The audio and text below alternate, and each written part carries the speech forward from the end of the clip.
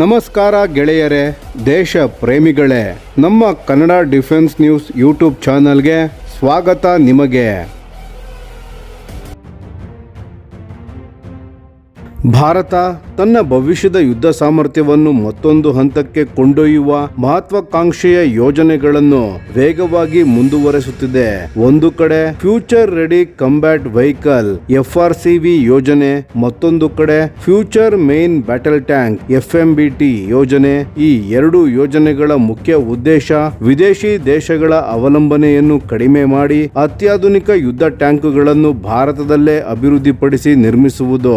ಇದೇ ಸಮಯದಲ್ಲಿ ಹಲವು ದಶಕಗಳಿಂದ ಭಾರತದ ಪ್ರಮುಖ ರಕ್ಷಣಾ ಪಾಲುದಾರರಾಗಿರುವ ರಷ್ಯಾ ಕೂಡ ತನ್ನ ಹೊಸ ತಂತ್ರವನ್ನು ಮುಂದಿಟ್ಟಿದೆ. ಭಾರತದ ಆತ್ಮನಿರ್ಭರ ಯೋಜನೆಗಳಿಗೆ ವಿರೋಧಿಸುವ ಬದಲು ನಾವು ನಿಮ್ಮೊಂದಿಗೆ ಸೇರಿ ಕೆಲಸ ಮಾಡಲು ಸಿದ್ಧ ಎಂಬ ಸಂದೇಶವನ್ನು ರಷ್ಯಾ ಭಾರತಕ್ಕೆ ನೀಡಿದೆ. ಹಾಗಾದರೆ ರಷ್ಯಾ ನೀಡಿರುವ ಈ ಹೊಸ ಪ್ರಸ್ತಾವನೆ ಏನು? ಭಾರತಕ್ಕೆ ಇದರಿಂದ ಲಾಭವಾಗುತ್ತದೆಯೇ? ಮತ್ತು ಭಾರತದ FRCV ಹಾಗೂ FMBT ಯೋಜನೆಗಳ ಮೇಲೆ ಇದರ ಪರಿಣಾಮ ಏನಾಗಬಹುದು ಎಂಬುದನ್ನು ಈಗ ಸಂಪೂರ್ಣವಾಗಿ ತಿಳಿದುಕೊಳ್ಳೋಣ ಬನ್ನಿ ಸ್ನೇಹಿತರೆ. ಮೊದಲು FRCV ಯೋಜನೆಯ ಬಗ್ಗೆ ನೋಡೋಣ. 2024 ಸೆಪ್ಟೆಂಬರ್ ತಿಂಗಳಲ್ಲಿ ಭಾರತದ ಡಿಫೆನ್ಸ್ ಅಕ್ವೈಷನ್ ಕೌನ್ಸಿಲ್ DAC ಈ ಯೋಜನೆಗೆ ಅನುಮೋದನೆ ನೀಡಿತ್ತು. ಇದರ ಅಡಿಯಲ್ಲಿ ಸುಮಾರು 1770 ಹೊಸ ಯುದ್ಧ ಟ್ಯಾಂಕುಗಳನ್ನು ಭಾರತೀಯ ಸೇನೆಗೆ ಸೇರ್ಪಡೆಗೊಳಿಸುವ ಗುರಿ ಹೊಂದಲಾಗಿದೆ. ಇವು ಈಗ ಸೇವೆಯಲ್ಲಿರುವ ಹಲವು ದಶಕಗಳಿಂದ ಕಾರ್ಯನಿರ್ವಹಿಸುತ್ತಿರುವ T-72 ಅಜಯ ಟ್ಯಾಂಕ್ಗಳನ್ನು ಹಂತ ಹಂತವಾಗಿ ಬದಲಾಯಿಸಲಿವೆ. ಈ ಸಂಪೂರ್ಣ ಯೋಜನೆಯ ಅಂದಾಜು ವೆಚ್ಚ ಸುಮಾರು 60,000 ಕೋಟಿ ರೂಪಾಯಿಗಳು ಎಂದು ಹೇಳಲಾಗುತ್ತಿದೆ. ಭಾರತ ನಿರ್ಮಿಸಲಿರುವ ಈ ಹೊಸ ಟ್ಯಾಂಕುಗಳು ಕೇವಲ ಹಳೆಯ ಟ್ಯಾಂಕುಗಳಿಗೆ ಬದಲಿಯಾಗುವುದಲ್ಲ.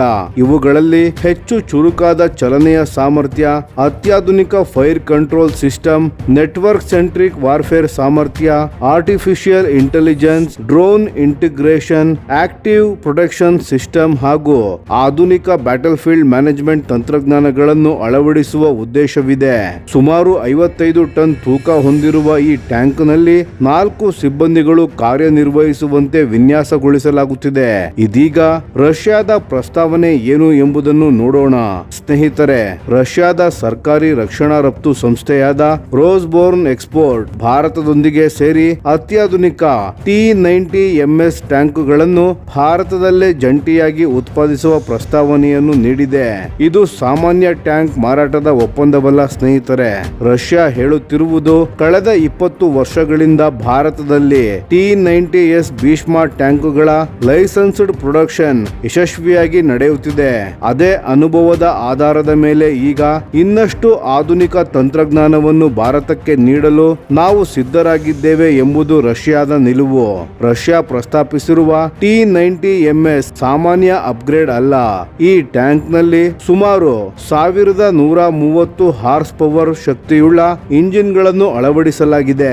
ಸಂಪೂರ್ಣವಾಗಿ ಹೊಸ ಟರ್ರೆಟ್ ನ ವಿನ್ಯಾಸ, ಹೆಚ್ಚು ಬಲವಾದ ಆರ್ಮರ್, ಅತ್ಯಾಧುನಿಕ ಫೈರ್ ಕಂಟ್ರೋಲ್ ಸಿಸ್ಟಮ್, ಉತ್ತಮ thermal imaging, digital battle field management system ಸೇರಿದಂತೆ ಹಲವಾರು ಸುಧಾರಿತ ತಂತ್ರಜ್ಞಾನಗಳನ್ನು ಇದರಲ್ಲಿ ಅಳವಡಿಸಲಾಗಿದೆ. ಇವುಗಳ ಪರಿಣಾಮವಾಗಿ ಯುದ್ಧ ಭೂಮಿಯಲ್ಲಿ ಟ್ಯಾಂಕ್ ನ ಬದುಕುಳಿಯುವ ಸಾಮರ್ಥ್ಯ ಮತ್ತು ಗುರಿಯನ್ನು ನಿಖರವಾಗಿ ಹೊಡೆಯುವ ಸಾಮರ್ಥ್ಯ ಎರಡೂ ಗಣನೀಯವಾಗಿ ಹೆಚ್ಚಾಗುತ್ತವೆ.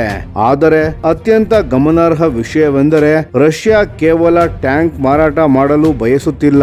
ಬದಲಾಗಿ ಭಾರತದಲ್ಲೇ ಕಾರ್ಖಾನೆಗಳನ್ನು ಸ್ಥಾಪಿಸಿ ಜಂಟಿಯಾಗಿ ಉತ್ಪಾದನೆ ನಡೆಸುವ ಹಾಗೂ ಕ್ರಮೇಣ ತಂತ್ರಜ್ಞಾನವನ್ನು ಭಾರತೀಯ ಕಂಪನಿಗಳಿಗೆ ವರ್ಗಾಯಿಸುವ ಪ್ರಸ್ತಾವನೆಯನ್ನು ಮುಂದಿಟ್ಟಿದೆ. ಯೋಜನೆಯ ಮೊದಲ ಹಂತದಲ್ಲಿ ಕೆಲವು ಪ್ರಮುಖ ಭಾಗಗಳನ್ನು ರಷ್ಯಾದಿಂದ ತರಲಾಗುತ್ತದೆ ಮತ್ತು ಭಾರತದಲ್ಲಿ ಅವುಗಳನ್ನು ಜೋಡಣೆ ಮಾಡಲಾಗುತ್ತದೆ. ನಂತರ ಹಂತ ಹಂತವಾಗಿ ಇಂಜಿನ್, ಟರ್ರೆಟ್, ಆರ್ಮರ್ ಸೇರಿದಂತೆ ಹಲವು ಪ್ರಮುಖ ಸಬ್ಸಿಸ್ಟಮ್ಸ್ ಹಾಗೂ ಉತ್ಪಾದನಾ ತಂತ್ರಜ್ಞಾನವನ್ನು ಭಾರತೀಯ ಕೈಗಾರಿಕೆಗಳಿಗೆ ಹಸ್ತಾಂತರಿಸುವ ಉದ್ದೇಶವಿದೆ. ಇದರಿಂದ ಭವಿಷ್ಯದಲ್ಲಿ ಆಮದುಗಳ ಮೇಲಿನ ಅವಲಂಬನೆ ಕ್ರಮೇಣ ಕಡಿಮೆಯಾಗುವ ಸಾಧ್ಯತೆ ಇದೆ. ಇದರ ಹಿಂದೆ ಮತ್ತೊಂದು ಪ್ರಮುಖ ಪ್ರಮುಖ ಕಾರಣವೂ ಇದೆ ಸ್ನೇಹಿತರೆ. ಪ್ರಸ್ತುತ ಭಾರತೀಯ ಸೇನೆಯಲ್ಲಿ ದೊಡ್ಡ ಸಂಖ್ಯೆಯಲ್ಲಿ T-72 ಅಜಯ ಮತ್ತು T-90S ಭೀಷ್ಮ ಟ್ಯಾಂಕುಗಳು ಕಾರ್ಯನಿರ್ವಹಿಸುತ್ತಿವೆ. ಈ ಟ್ಯಾಂಕುಗಳ maintenance, spare parts, engine support ಹಾಗೂ ಅಪ್ಗ್ರೇಡ್ಸ್ಗಳು ಮುಂದಿನ ಹಲವು ವರ್ಷಗಳವರೆಗೆ ಅಗತ್ಯವಾಗಿಯೇ ಇರುತ್ತವೆ. ಹೀಗಾಗಿ ಭಾರತ ಹೊಸ ಟ್ಯಾಂಕುಗಳನ್ನು ಅಭಿವೃದ್ಧಿಪಡಿಸಿದರು. ಪ್ರಸ್ತುತ ಸೇವೆಯಲ್ಲಿರುವ ರಷ್ಯನ್ ಮೂಲದ ಟ್ಯಾಂಕುಗಳಿಗೆ ಬೆಂಬಲ ನೀಡುವಲ್ಲಿ ರಷ್ಯಾದ ಪಾತ್ರ ಇನ್ನೂ ಮುಂದುವರಿಯುತ್ತದೆ. ಇದೀಗ FRCV ಯೋಜನೆಯ ವಿಶೇಷತೆಯನ್ನು ನೋಡೋಣ. ಈ ಯೋಜನೆ ಮೇಕ್ ಒನ್ ಕೆಟಗರಿ ಅಡಿಯಲ್ಲಿ ನಡೆಯುತ್ತಿದೆ. ಈ ಮಾದರಿಯಲ್ಲಿ ಯೋಜನಾ ಅಭಿವೃದ್ಧಿ ವೆಚ್ಚ ಸುಮಾರು 70% ಸರ್ಕಾರವೇ ಹಣಕಾಸಿನ ನೆರವನ್ನು ನೀಡುತ್ತದೆ.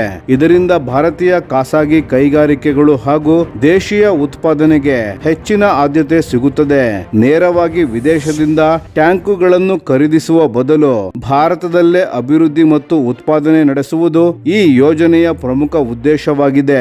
ಆದ್ದರಿಂದ ಜಗತ್ತಿನ ಹಲವು ಟ್ಯಾಂಕ್ ತಯಾರಕರು ಈ ಯೋಜನೆಯಲ್ಲಿ ಪಾಲ್ಗೊಳ್ಳಲು ಆಸಕ್ತಿ ತೋರಿಸಿದ್ದಾರೆ. ಆದರೆ ರಷ್ಯಾ ಈಗಾಗಲೇ ಭಾರತದ ಕೈಗಾರಿಕೆಗಳೊಂದಿಗೆ ಜಂಟಿಯಾಗಿ ಕೆಲಸ ಮಾಡಲು ಸಿದ್ಧವಿರುವುದಾಗಿ ಸ್ಪಷ್ಟಪಡಿಸಿದೆ. ಇದೀಗ FMBT ಯೋಜನೆಯತ್ತ ಗಮನ ಹರಿಸೋಣ. Defence research and development organisation DRDO ನೇತೃತ್ವದಲ್ಲಿ ಅಭಿವೃದ್ಧಿಯಾಗುತ್ತಿರುವ ಫ್ಯೂಚರ್ ಮೇನ್ ಬ್ಯಾಟಲ್ ಟ್ಯಾಂಕ್ ಭಾರತದ ಸಂಪೂರ್ಣ ಸ್ವದೇಶಿ ಮುಂದಿನ ತಲೆಮಾರಿನ ಯುದ್ಧ ಟ್ಯಾಂಕ್ ಆಗಿರಲಿದೆ.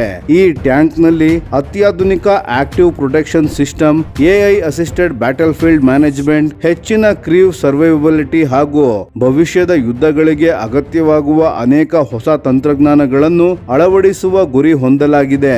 ಗಮನಿಸಬೇಕಾದ ಸಂಗತಿ ಎಂದರೆ ರಷ್ಯಾ ಈ ಯೋಜನೆಯನ್ನು ತನ್ನ ವಿರುದ್ಧದ ಸ್ಪರ್ಧೆಯಾಗಿ ನೋಡುತ್ತಿರುವಂತೆ ಕಾಣುವುದಿಲ್ಲ. ಬದಲಾಗಿ ಭಾರತ ತನ್ನದೇ ಸ್ವದೇಶಿ ಟ್ಯಾಂಕ್ಗಳನ್ನು ಅಭಿವೃದ್ಧಿಪಡಿಸುತ್ತಿದ್ದರೂ ಅದರಲ್ಲಿನ ಕೆಲವು ಪ್ರಮುಖ ಸಬ್ಸಿಸ್ಟಮ್ಸ್, ತಂತ್ರಜ್ಞಾನಗಳು ಹಾಗೂ ಕೈಗಾರಿಕಾ ಸಹಕಾರದ ಮೂಲಕ ನಾವು ಇನ್ನೂ ಪಾಲುದಾರರಾಗಬಹುದು ಎಂಬ ಸಂದೇಶವನ್ನು ನೀಡುತ್ತಿದೆ. ಒಟ್ಟಾರೆ ನೋಡಿದರೆ ರಷ್ಯಾದ ಪ್ರಮುಖ ಉದ್ದೇಶ ಸ್ಪಷ್ಟವಾಗಿದೆ. ಭಾರತದ ಆರ್ಮೋರ್ಡ್ ವೆಹಿಕಲ್ ಕ್ಷೇತ್ರದಲ್ಲಿ ಹಲವು ದಶಕಗಳಿಂದ ಹೊಂದಿರುವ ತನ್ನ ಸ್ಥಾನವನ್ನು ಕಳೆದುಕೊಳ್ಳದೆ ಭಾರತದ ಆತ್ಮನಿರ್ಭರದ ಗುರಿಗೆ ಹೊಂದಿಕೊಳ್ಳುವ ರೀತಿಯಲ್ಲಿ ಜಾಯಿಂಟ್ ಪ್ರೊಡಕ್ಷನ್ ಮತ್ತು ಟೆಕ್ನಾಲಜಿ ಟ್ರಾನ್ಸ್ಫರ್ ನ ಮೂಲಕ ತನ್ನ ಪಾಲುದಾರಿಕೆಯನ್ನು ಮುಂದುವರಿಸುವ ಪ್ರಯತ್ನವನ್ನು ರಷ್ಯಾ ಮಾಡುತ್ತಿದೆ. ಇನ್ನೊಂದೆಡೆ ಭಾರತದ ಮುಂದಿರುವ ಸವಾಲು ಕೂಡ ಅಷ್ಟೇ ಮಹತ್ವದ್ದಾಗಿದೆ. ಒಂದೆಡೆ ಸಂಪೂರ್ಣ ಸ್ವದೇಶಿ ಸಾಮರ್ಥ್ಯವನ್ನು ಬೆಳೆಸಬೇಕು, ಮತ್ತೊಂದೆಡೆ ಈಗಾಗಲೇ ಪರೀಕ್ಷಿತ ಹಾಗೂ ವಿಶ್ವಾಸಾರ್ಹ ವಿದೇಶಿ ತಂತ್ರಜ್ಞಾನಗಳನ್ನು ಸೂಕ್ತವಾಗಿ ಬಳಸಿಕೊಂಡು ಅಭಿವೃದ್ಧಿಯ ಸಮಯವನ್ನು ಕಡಿಮೆ ಮಾಡಬೇಕು. ಈ ಎರಡರ ನಡುವೆ ಸರಿಯಾದ ಸಮತೋಲನ ಸಾಧಿಸಿದರೆ ಭಾರತದ FRCV ಮತ್ತು FMBT ಯೋಜನೆಗಳು ದೇಶದ ಭೂಸೇನೆಯ ಯುದ್ಧ ಸಾಮರ್ಥ್ಯವನ್ನು ಹೊಸ ಎತ್ತರಕ್ಕೆ ಕೊಂಡೊಯ್ಯುವ ಸಾಧ್ಯತೆ ಇವೆ. ಈ ವಿಷಯದ ಬಗ್ಗೆ ನಿಮ್ಮ ಅಭಿಪ್ರಾಯವೇನು ಸ್ನೇಹಿತರೆ? ಭಾರತ ಸಂಪೂರ್ಣ ಸ್ವದೇಶಿ ಟ್ಯಾಂಕ್ ನ ಅಭಿವೃದ್ಧಿಗೆ ಹೆಚ್ಚಿನ ಆದ್ಯತೆ ನೀಡಬೇಕೆ ಅಥವಾ ರಷ್ಯಾದಂತಹ ದೀರ್ಘಕಾಲದ ಪಾಲುದಾರರೊಂದಿಗೆ ಟೆಕ್ನಾಲಜಿ ಟ್ರಾನ್ಸ್ಫರ್ ಮತ್ತು ಜಾಯಿಂಟ್ ಪ್ರೊಡಕ್ಷನ್ಸ್ ನ ಮೂಲಕ ಮುಂದೆ ಸಾಗುವುದೇ ಉತ್ತಮ ಎಂದು ನೀವು ಭಾವಿಸುತ್ತೀರಾ? ನಿಮ್ಮ ಅಭಿಪ್ರಾಯವನ್ನು ತಪ್ಪದೆ ಕಾಮೆಂಟ್ ನಲ್ಲಿ ತಿಳಿಸಿ. ಧನ್ಯವಾದಗಳು.